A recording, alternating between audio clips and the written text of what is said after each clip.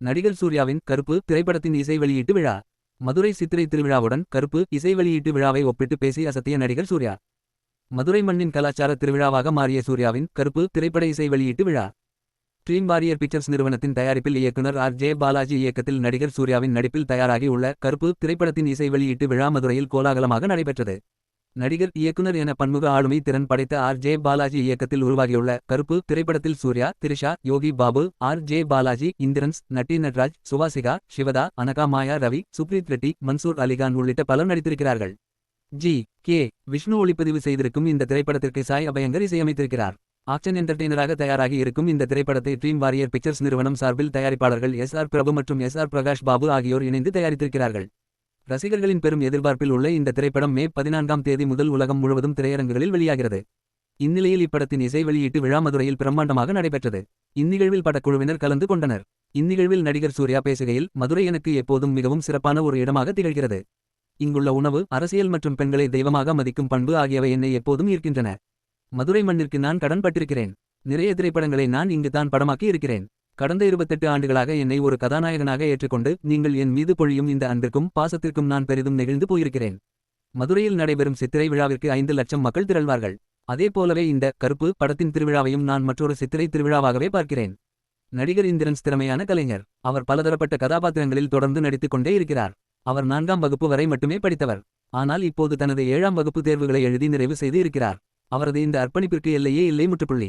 இசையமைப்பாளர் சாய் மிகவும் திறமையான கலைஞர். அவருக்கு பிரம்மாண்டமான எதிர்காலம் காத்திருக்கிறது. நான் அவரை முதலாக சந்தித்தபோது அவர் ஒரு நாளைக்கு 1000 டியூன்ஸ்களை உருவாக்குவதாக சொன்னார். இப்படம் திரைக்கு வரும் போது இசையின் அடிப்படையில் அது ரசிகர்களுக்கு மிகப்பெரிய அனுபவமாக அமையும் என்பதில் ஐயமில்லை. ட்ரீம் வாரியர் நிறுவனம் எனக்காக சிந்திக்கிறது. சொல்லப்போனால் என்னை விட அதிகமாகவே சிந்திக்கிறது. அவர்களுக்கு ஒரு மிகப்பெரிய தொலைநோக்கு பார்வை உள்ளது. அதன் மூலமே அவர்களால் கருப்பு வின் உலகத்தை படைக்க முடிந்தது. அன்பறிவு மற்றும் விக்ரம் மாஸ்டர்களின் அசாதாரணமான சண்டை காட்சி இயக்கத்திற்காக நான் அவர்களுக்கு நன்றியை தெரிவித்துக் கொள்கிறேன் முற்றுப்புள்ளி. இந்த படம் இவ்வளவு தூரம் கடந்து வந்திருப்பதற்கு கருப்பசாமி தான் முக்கிய காரணம் என நான் கருதுகிறேன்.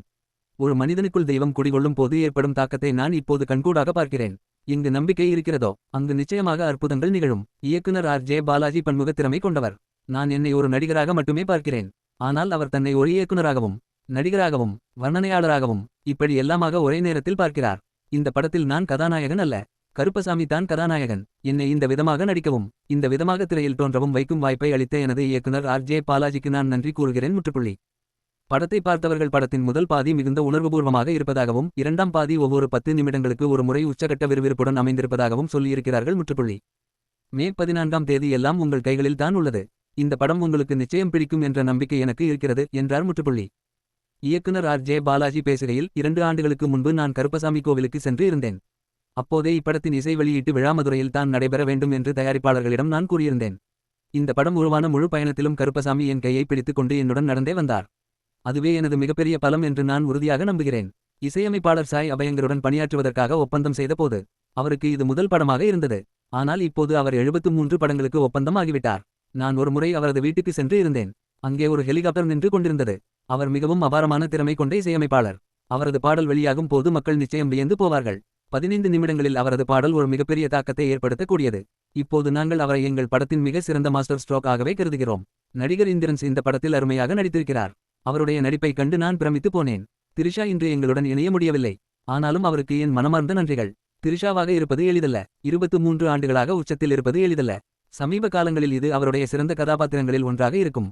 ஒரு பெரிய பட்ஜெட்டில் ஆன படத்தையும் ஒரு பெரிய நட்சத்திரத்தையும் எப்படி கையாள்வது என்று எனக்கு தெரியவில்லை. நான் யோசித்துக் கொண்டிருந்தபோது ஒருவர் என் கையை பிடித்து வழி நடத்தினார். அவர்தான் ஒளிப்பதிவாளர் கே. விஷ்ணு. ஒரு கதாநாயகனை திரையில் எப்படி மாஸ் ஹீரோவாக காட்டுவது என்பது அவருக்கு துல்லியமாக தெரிந்திருக்கிறது. வலிமை படத்தின் அப்டேட்டிற்கு பிறகு கருப்பு படத்தின் அப்டேட் தான் அதிகமாக கேட்கப்பட்டது. 2 வருட பயணம் மிகவும் கடினமாக இருந்தது. நானும் எஸ்.ஆர். பிரபுவும் சண்டையிட்டுக் கொண்டோம், விவாதித்தோம், எல்லாம் செய்தோம். ஆனால் இப்போது நாங்கள் ஒரு நல்ல நிலையில் இருக்கிறோம். கருப்பு படத்தின் மூலம் எனக்கு ஒரு குடும்பம் கிடைத்திருக்கிறது முற்றுப்புள்ளி. இந்த படத்தை நாங்கள் 5 பேர் இணைந்து எழுதினோம். இந்த குழு 2 வருடங்களாக என்னுடன் இருக்கிறது. இது ஒரே ஒருவரால் தான் சாத்தியமானது. அவர் சூர்யா சார். அவரிடம் 45 நிமிட கதை சொல்லலை மட்டுமே கொடுத்தேன். அதை கேட்டு அவர் உடனடியாக நடிக்க ஒப்புக்கொண்டார். என் மனைவி கூட ஆச்சரியப்பட்டார். சூர்யா சார், உன் இயக்கத்தில் படத்தில் நடிக்கிறார்களா என்று கேட்டார். அவர் என் மீது நம்பிக்கையும் உறுதியும் வைத்திருந்தார். நான் அவருக்கு சிறந்ததை கொடுக்க விரும்பினேன். சூர்யா சார் திரையில் தன்னைத்தானே ரசித்து ஜாலியாக இருந்து ஒரு மாஸ் ஹீரோவாக தெரிய வேண்டும் என்று நான் விரும்பினேன். வழக்கமாக பெரிய ஹீரோ படங்களில் ஒவ்வொரு காட்சியிலும் ஹீரோ இருப்பார். ஆனால் கருப்பு படத்தில் அவர் இல்லாத பல காட்சிகள் உள்ளன. எங்கள் கதைகளும் படத்தில் இருக்கின்றன. அவர் அதற்கு ஒப்புக்கொண்டார். அதை சிறப்பாக செய்து காட்டினார். திரையில் அவருடைய கண்களே பல விஷயங்களை சொல்கின்றன. முதல் பாதியில் கமர்ஷியலும், இரண்டாம் பாதியில் ஒவ்வொரு 10 நிமிடத்திற்கும் ஒரு உச்சகட்டத்துடன் கூடிய பரபரப்பும் இருக்கும். ஒரு மன்னன் தன் சிம்மாசனத்தை திரும்ப பெற வருகிறான். படத்தின் போஸ்டர்களில் ரிலீஸ் தேதியை ஏன் குறிப்பிடவில்லை என ரசிகர்கள் கேட்கிறார்கள். அப்படி செய்திருந்தால் தணிக்கை வாரியம் எங்கள் கதவை தட்டி இருக்கும். நாங்கள் அதை விரைவில் அதிகாரப்பூர்வமாக வெளியிடுவோம். உங்கள் பட்டாசுகளை தயாராக வைத்துக் கொள்ளுங்கள். மே 14 ஒரு கொண்டாட்டம் வரவுள்ளது என்றார். இசையமைப்பாளர் சாய் அபயங்கர் பேசுகையில், கருப்பு படத்தின் பாடல்களுக்கு கிடைத்திருக்கும் வரவேற்பு மலைக்க வைப்பதாக உள்ளது. அது என்னை மிகவும் நெகிழ்ச்சி அடைய செய்திருக்கிறது. சூர்யா சார் பல கால் திரைப்படங்களை வழங்கி இருக்கிறார். அப்படிப்பட்ட சூழலில் இந்த படத்தில் பணியாற்றும் வாய்ப்பு எனக்கு வந்தபோது நான் உடனடியாக அதை ஏற்றுக்கொண்டேன். பாலாஜி அண்ணாவுடன் நடந்த முதல் சந்திப்பு மிக சிறப்பாகவும் மிக விசேஷமானதாகவும் அமைந்தது. ஆரம்பத்தில் எனக்கு சற்று தயக்கம் இருந்தது. இயக்குனர் RJP அண்ணாவை சந்திப்பதற்காக நான் காரில் சென்று கொண்டிருந்தேன். ஆனால் செல்லும் வழியிலேயே ட்விட்டரில் சூர்யா 45 படத்திற்கு சாய் அபயங்கர் இசையமைக்கிறார் என்ற செய்தியை பார்த்தேன். என் உடல் சிலிர்த்து போனது. அந்த தருணத்தை என்னால் ஒருபோதும் மறக்கவே முடியாது. இவ்வளவு பெரிய பட்ஜெட்டில் உருவாகும் ஒரு திரைப்படத்திற்கு அறிமுக இசையமைப்பாளர் ஒருவரை தேர்வு செய்வதற்கு முன் வேறு எந்த ஒரு சூப்பர் ஹீரோவாக இருந்தாலும் நிச்சயம் 2 முறை யோசித்து இருப்பார்கள். ஆனால் சூர்யா சார் எந்த தயக்கமும் இன்றி என்னை ஏற்றுக்கொண்டு இந்த படத்தில் பணியாற்ற வாய்ப்பளித்தார். நான் இந்த படத்தை முழுமையாக பார்த்து விட்டேன். இந்த படத்தின் பின்னணி இசை நிச்சயம் பெரிய அளவில் பேசப்படும். மேலும் இந்த படம் ஒரு மிகப்பெரிய பிளாக் பஸ்டர் வெற்றியை பெறும் என்பதில் எனக்கு சிறிதும் சந்தேகமில்லை என்றார்.